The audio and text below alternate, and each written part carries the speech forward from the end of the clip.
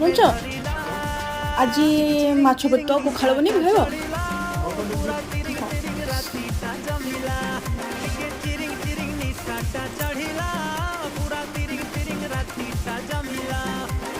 ମସଲା ହେଇଗଲା।